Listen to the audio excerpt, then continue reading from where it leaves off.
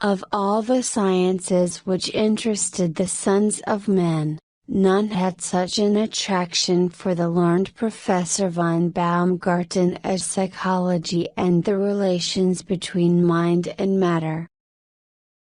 By experiments which lasted over 20 years he obtained facts upon which he intended to build up a new science which would embrace mesmerism, spiritualism and all related subjects. In this he was much helped by his profound knowledge of physiology which explains the work of the brain, for Alexis von Baumgarten was professor of physiology at the University of Caen-Platz and had a laboratory to help him in his profound researches. Professor von Baumgarten was tall and thin with a long narrow face and steel gray eyes, which were unusually bright and staring.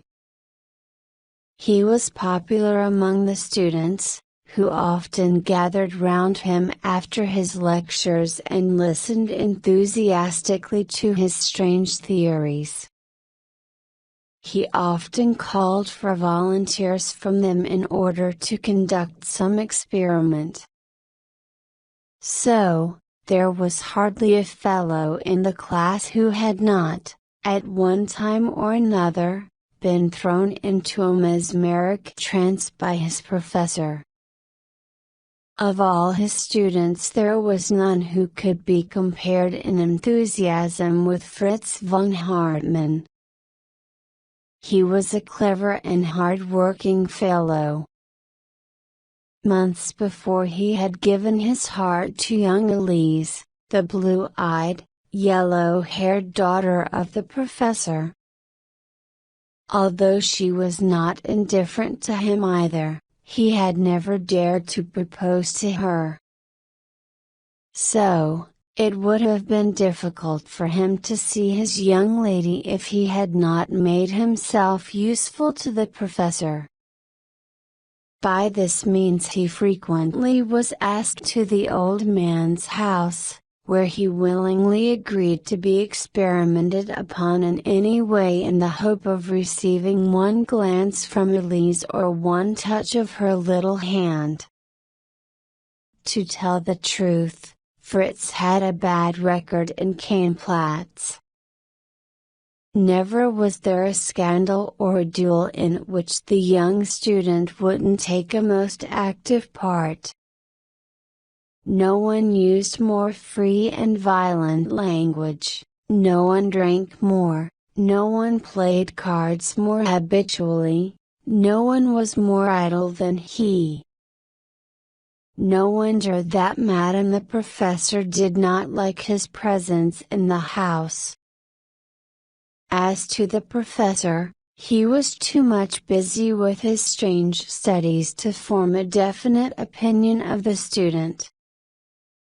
For many years there was one question which had especially interested the professor.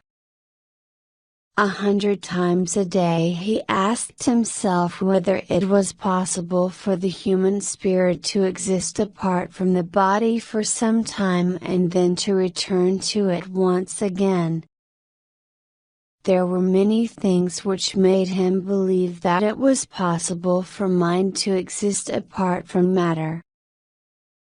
At last it occurred to him that by a daring and original experiment the question could be definitely decided.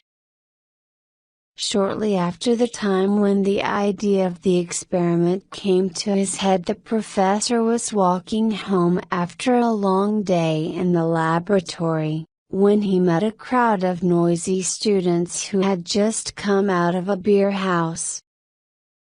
At the head of them, half drunk, was young Fritz von Hartmann. "Hey, my worthy master," he said, taking the old man by the sleeve. "There is something that I have to say to you, and it is easier for me to say it now, when the good beer is humming in my head, than at another time." "What is it, Fritz?" the physiologist asked, looking at him in surprise. "I know, Professor, that you want to do some wonderful experiment in which you hope to take a man's soul out of his body, and then put it back again. Is it so?" "It is true, Fritz." "And don't you think, my dear sir, that you may have some difficulties in finding someone on whom to try this? Suppose, that the soul went out and wouldn't come back. Who will take the risk?" "But, Fritz," cried out the professor, "I had relied upon your assistance. I am sure you will not desert me." "Then listen," said Fritz solemnly. "If you give your word that after this experiment I may have the hand of your daughter, then I agree to assist you, but if not, I shall have nothing to do with it. These are my terms." "And what would my daughter say to this?" the professor exclaimed after a pause of astonishment. "Elise would be happy," the young man replied. "We love each other." "Then she will be yours," the physiologist said with determination, "for you are a nice young man and one of the best students that I have ever known, of course, when you are not under the influence of alcohol. My experiment is to be performed on the 4th of the next month. It will be a great experiment, Fritz. The best men of science from all South Germany will be there."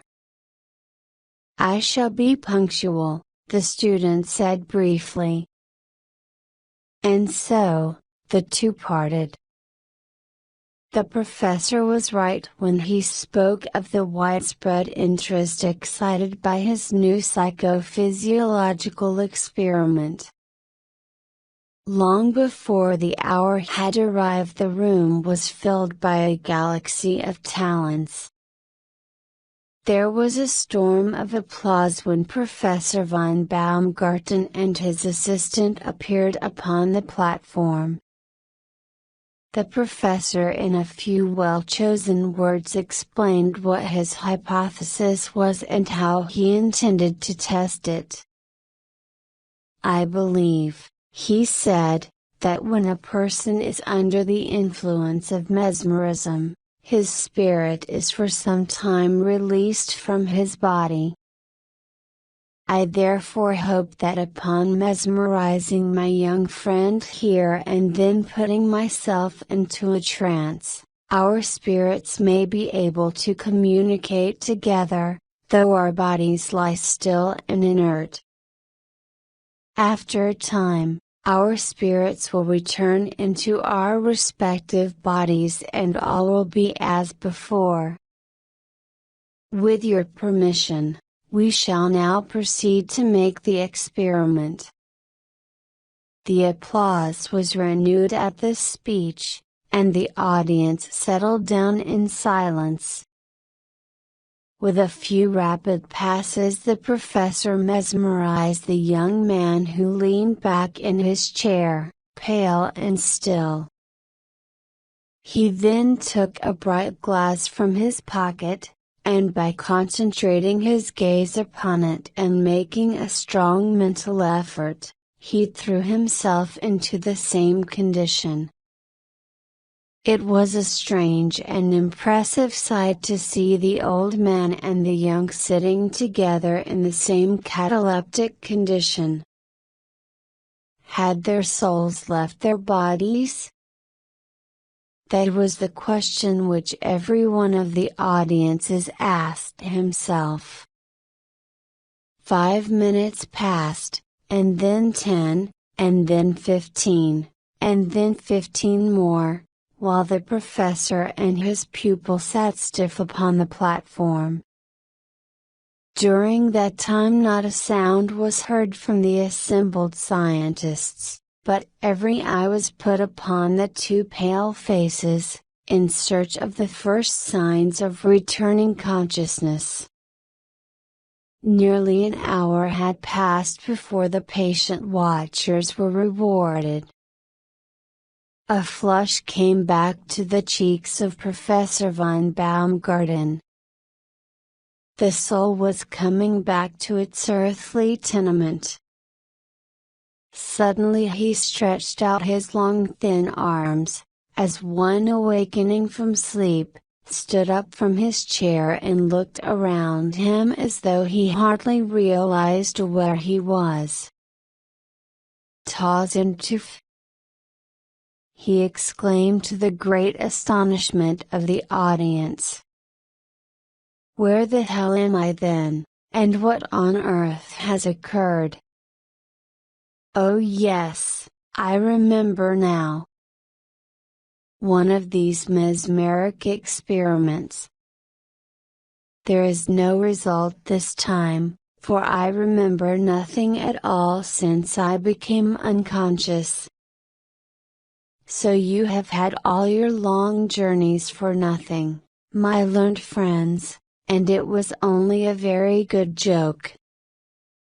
And the professor burst into a roar of laughter and slapped his thigh in a highly indecent fashion.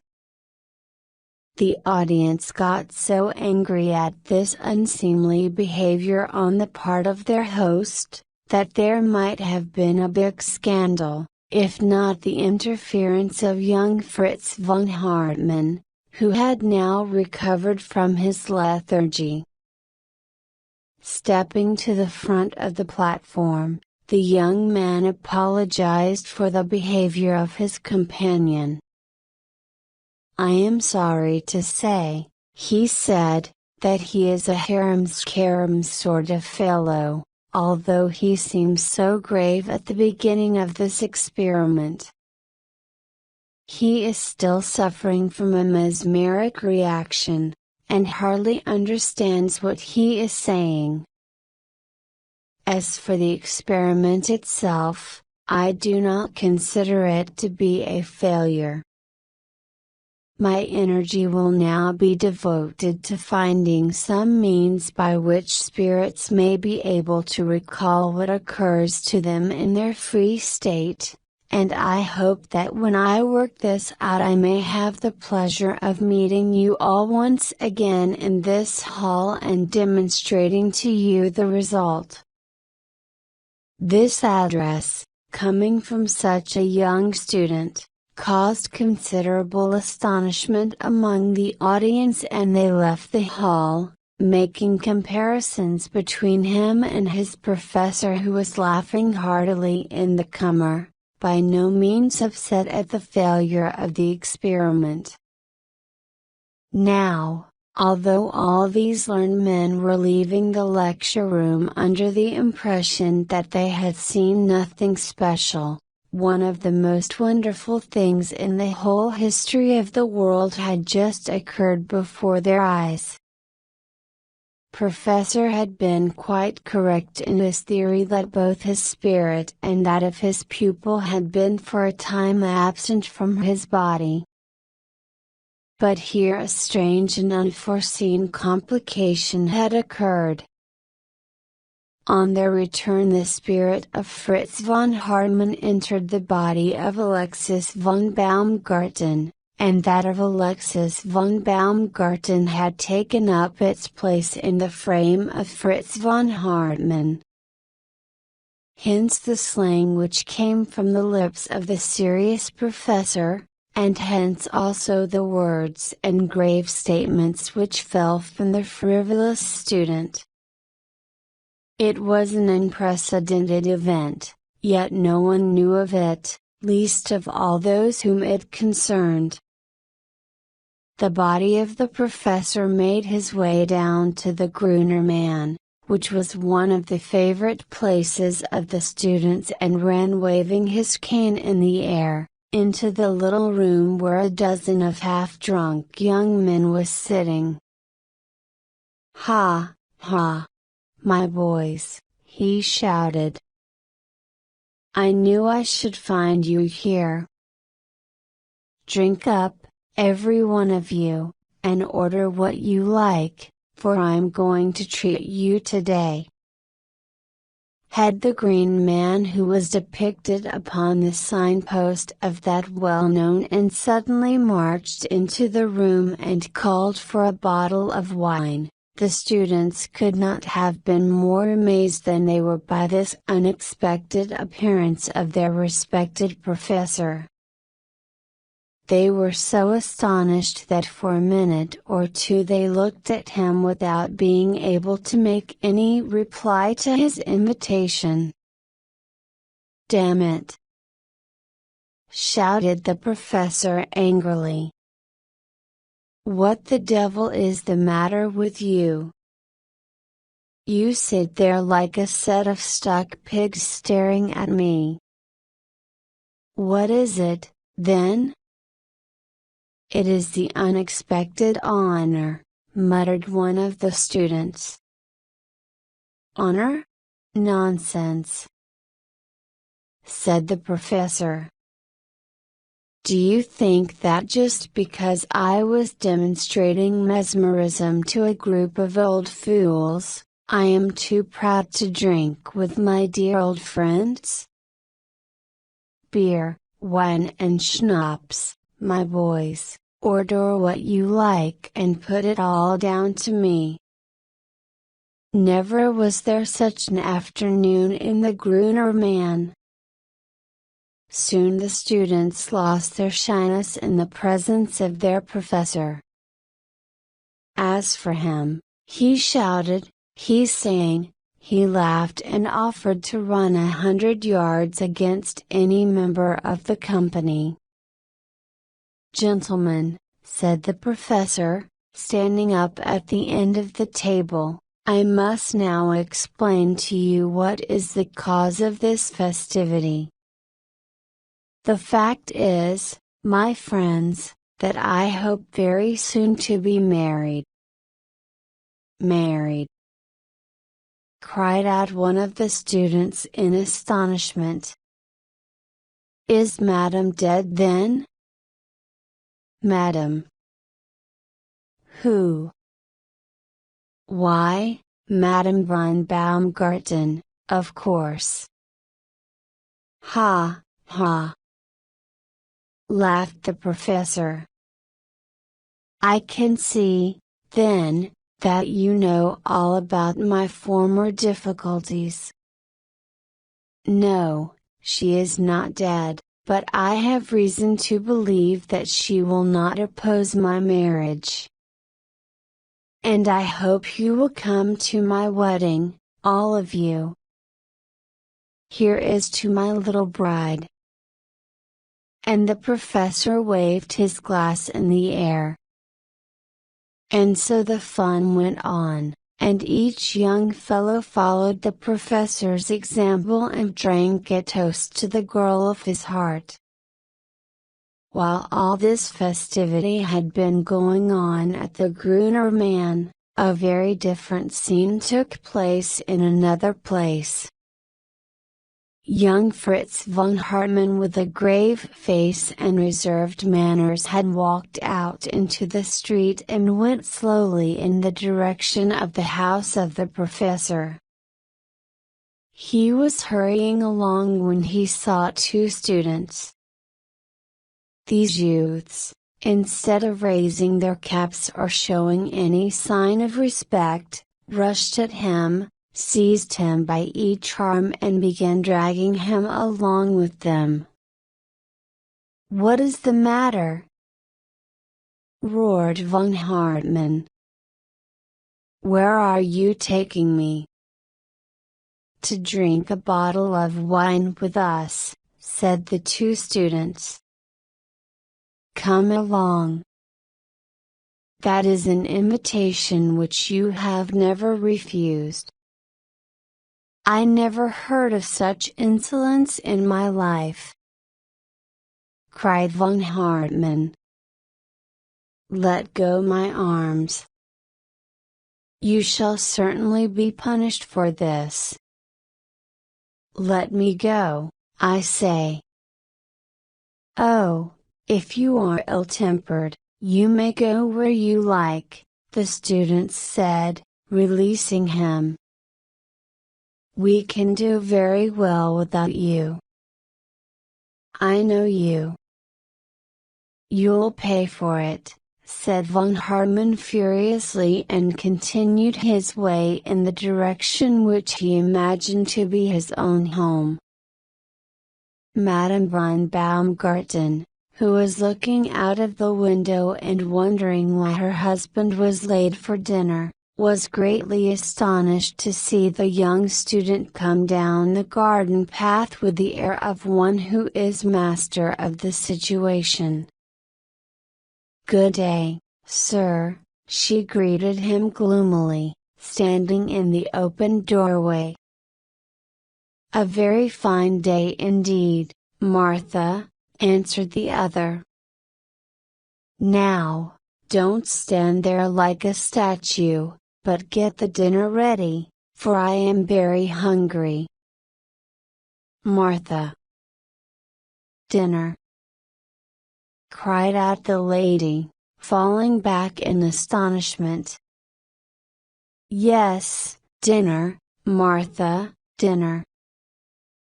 shouted von Hartmann, who was becoming annoyed. "Is there anything wonderful in that request when a man has been out all day? There you are, standing staring again. Woman, will you or will you not give me dinner?" The last words, accompanied by a blow, had the effect of sending Madame Baumgarten flying along the corridor and through the kitchen, where she locked herself up and burst into violent hysterics. In the meantime von Hartmann entered the room and threw himself down upon the sofa in rage. At this moment Elise came downstairs and threw herself into the arms of what she imagined to be her lover. "Dearest!" she cried, kissing him passionately. "I know this is all done for my sake. It is a trick in order to see me." Von Hartmann's anger at this new attack upon him was so great that he became speechless for a minute from rage. Then he cried out, stamping upon the floor, "Never have I passed such a day in my life. My experiment has failed. 2 students have dragged me along the public road. My wife becomes furious when I ask her for dinner, and my daughter flies at me and hugs me like a grizzly bear." With these words von Hartmann seized his hat and rushed off into the town with the intention of seeking in some inn the food and comfort which he could not find at home. As the spirit of Professor von Baumgarten and the frame of von Hartmann walked down the pathway which led to the little town, he became aware that an old man was approaching him singing a student's song in a drunken voice. As he came nearer, he became convinced that he knew the other well, though he could not recall when or where he had met him. "Well, Sonny," said the drunken man, examining von Hartmann and swaying about in front of him, "where have I seen you before? I know you as well as I know myself. Who the devil are you?" "I am Professor von Baumgarten," said the student. "May I ask who you are? Your face is strangely familiar to me."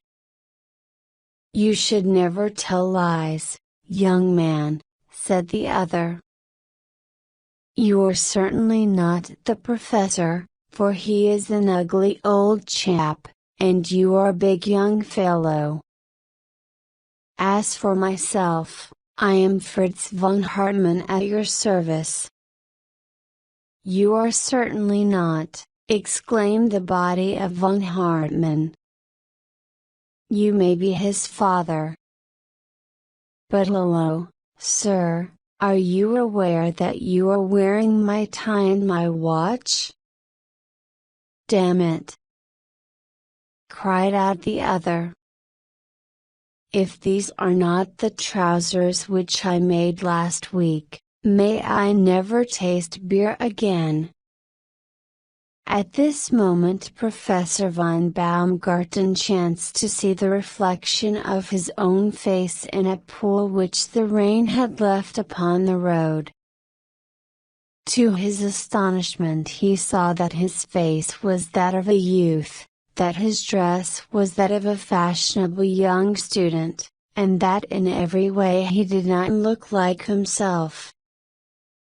In an instant his active brain ran over the series of events which had occurred that day and came to the conclusion. "Damn it," he cried, "I see it all. Our souls are in the wrong bodies. I am you and you are I. My theory is proved, but at what an expense. Will the most brilliant mind in Europe have to go about with this frivolous exterior? Oh, the work of a lifetime is ruined." And he beat his breast in despair. "If I thought so," said the spirit of the student, "it would be hard indeed. What could I do with these old bones and how could I convince Elise that I was not her father? No, thank God, in spite of the beer I can see a way out of it." "How?" exclaimed the professor. "Why, by repeating the experiment. Release our souls once more, and the chances are that they will find their way back into their respective bodies." No drowning man could clutch more eagerly at a straw than did von Baumgarten's spirit at this suggestion.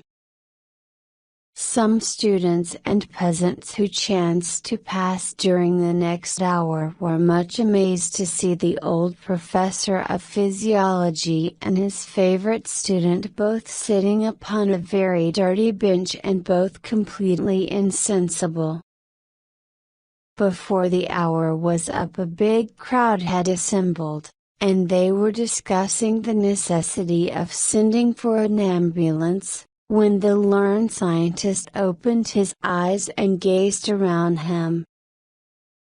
For an instant he seemed to forget how he had come here, but the next moment he astonished the audience by waving his skinny arms above his head and crying out in delight, "My God! I am myself again! I feel I am!" And the student, jumping up to his feet, burst into the same cry and the two performed a sort of a dance in the middle of the road. It was long before the peaceful atmosphere returned to the professor's house and longer still before the face of von Hartmann was seen under its roof. However, the student finally married the blue-eyed daughter of the professor, and his loving wife Elise presented him with two little children as a visible sign of her affection.